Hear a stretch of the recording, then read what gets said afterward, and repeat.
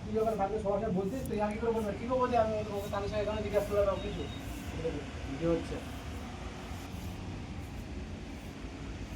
পাসওয়ার্ডটাই কে দিয়েছিলিস?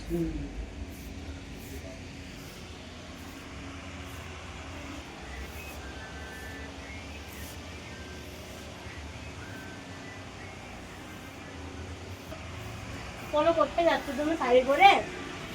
বলে দিতাম না।